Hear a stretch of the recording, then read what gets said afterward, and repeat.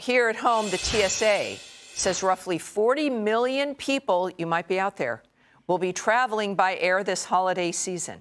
But could recent reports of the mysterious drones near airports and military bases, why not, would that impact flights? I think so. People in at least 11 states now have reported sightings.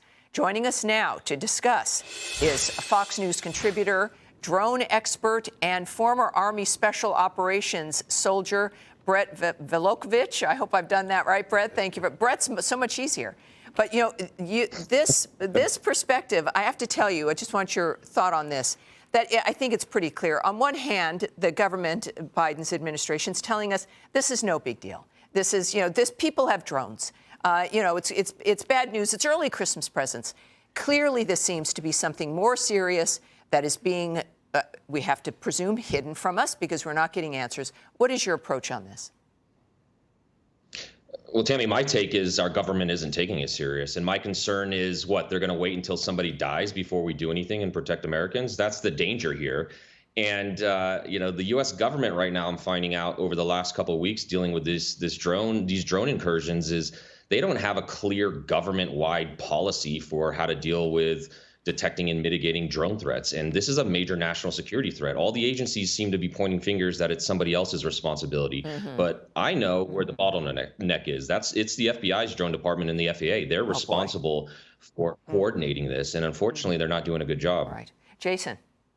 Brett, Jason Chaffetz here. So the question is, what are these drones doing? Because there could be armed at some point. There could be a drone swarm at some point. I don't think our government is prepared to deal with any of those. But what are they doing if they're hovering there? What are they looking for? What data can they gather? How intelligent what intelligence can they gather by hovering over, say, New Jersey or New York? Well, here's the thing, Jason. I think a lot of people assume drones are just about fancy, high-powered cameras, and that's just not the case. I dealt with this technology for quite some time, and all it takes is an adversary to fly a drone over a sensitive site for a few minutes, and the damage is done, because you can put sensors on those drones that collect cell phone data. They can pick up all the cell phones. If I wanted to figure out information and read your text messages, I could just fly a drone over your house with a special sensor on it that could collect that data, which could go back to different intelligence agencies. You can put sensors that collect IP addresses from computers. You can listen into people's conversations. There are basically anything light enough to fit on a drone you can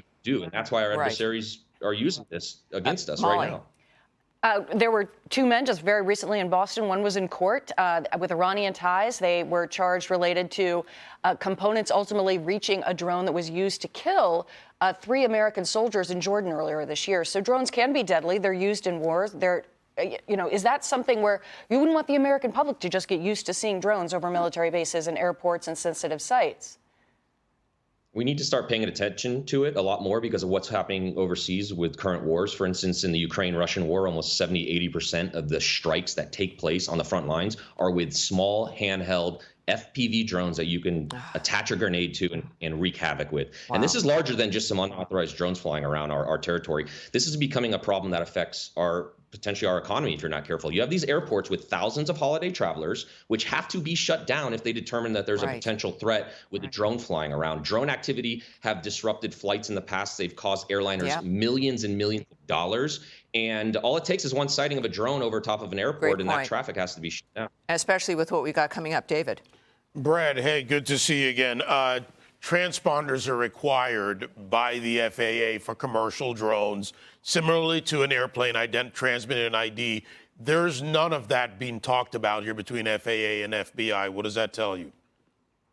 It doesn't matter if transponders are required because only the big companies are doing that. What about the rogue operators who's out there building these things in their garage? They don't put a transponder on it, and there's zero the FAA can do about it. Zero. And that's the biggest issue. We've got to reset our entire national security infrastructure to deal with these modern threats. Yeah, excellent point. I mean, this is And then without information, we then tend to fill in imaginings and conspiracy theories, but we don't need a conspiracy theory here. We've got a lot on our hands. Thank you, Brett, for joining us tonight. I appreciate it. Great job. Hi, everyone. I'm Brian Kilmeade. I want you to do me a favor. I want you to click to subscribe to the Fox News YouTube page. This is the only way that I know for sure that you're not going to miss any great commentary, any great news bites, any great interviews coming your way on Fox. You can get it all here on YouTube. So subscribe right now.